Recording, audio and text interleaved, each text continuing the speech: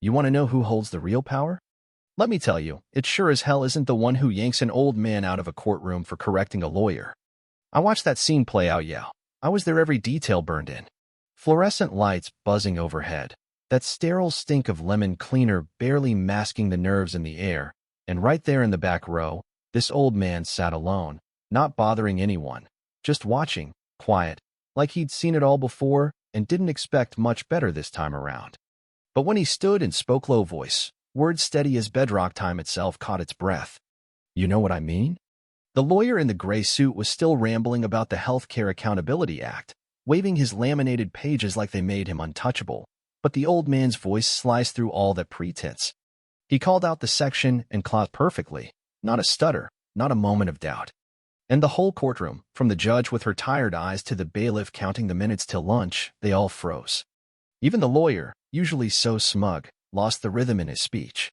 Who said that? He demanded, but it wasn't anger, it was fear, the kind that crawls up your spine when you realize you've just been called out in public and everyone's waiting to see what you'll do. The old man didn't flinch, didn't back down, didn't even blink. He just clarified the law, corrected the record, and sat back down like it was nothing. Let me back up a sec. There's something about real authority, the kind that doesn't need to shout, that makes even a crowded courtroom feel small. But authority hates being challenged, especially by someone who's not supposed to matter. That's when Officer Grady made his move, leaning back against the wall, arms crossed, that lazy kind of arrogance only a badge can grant. Grady saw the old man and instantly bristled. Who do you think you are? He sneered, but got nothing for his trouble but a calm, unbroken stare. The judge tried to take control, voice quivering just enough to show she'd lost it. Sir, please sit down. The old man did, quietly, with more dignity than anyone else in the room, and you could feel the shift. The narrative, the illusion cracked wide open. Grady couldn't let it go. After the trial limped on for another 20 minutes, he and his partner waited till the crowd thinned, then cornered the old man in the hall outside, badge first. Let's have a word, he growled. The partner hung back, uneasy, sensing maybe this wasn't the clean victory they expected. You know that feeling? When something's about to go wrong but you can't put your finger on it. Grady got in the old man's face, all bark and bravado.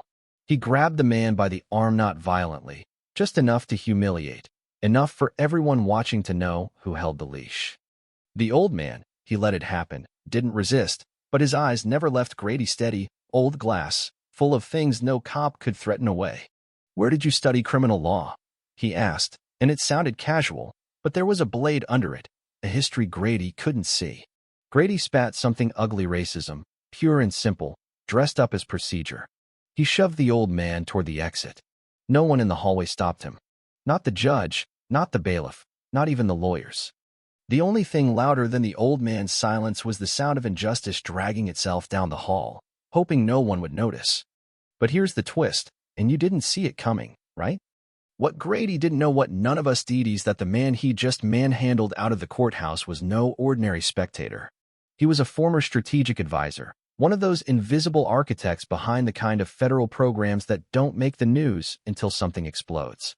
30 minutes later, right on the dot, 6 black SUVs pulled up, silent as ghosts. No lights, no sirens.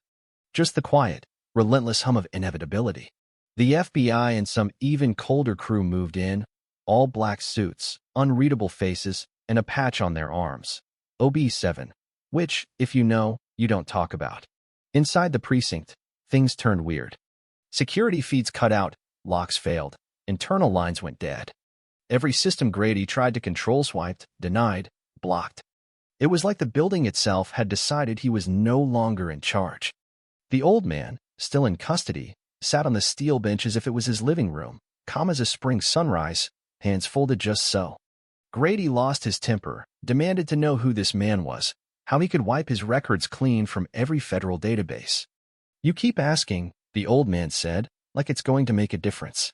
When Grady tried to move him, the lockdown only got tighter. No override worked. No backup responded. Every trick of power Grady had ever used suddenly meant nothing. That's when the woman in black arrived, federal, sure, but above anything Grady could touch. She walked right past him, showed her badge, no number, just 3 concentric rings, and greeted the old man with one word. Hello, 01. And let me tell you, The room felt colder than a morgue. Grady finally understood this wasn't a suspect.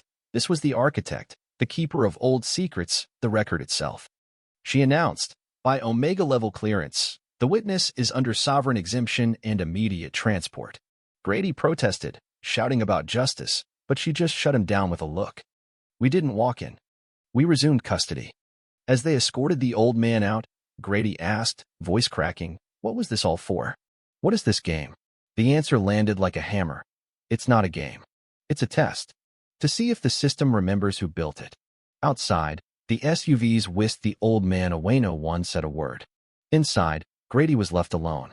All his authority, his rules, his badge, none of it mattered anymore.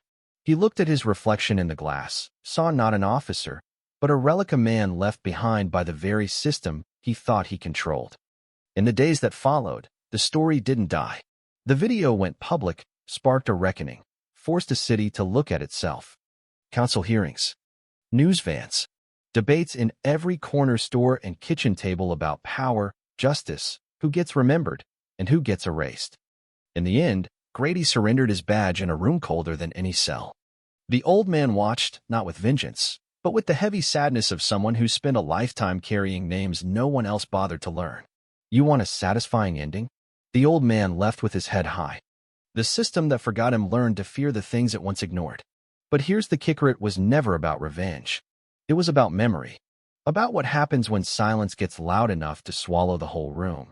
And the people who thought they owned the place realized they were just guests in someone else's story. So, what do you think was justice done? Or did the system just erase one more name from its ledger? Drop your thoughts below. Tell me, where does the real power live? And who decides who gets to speak?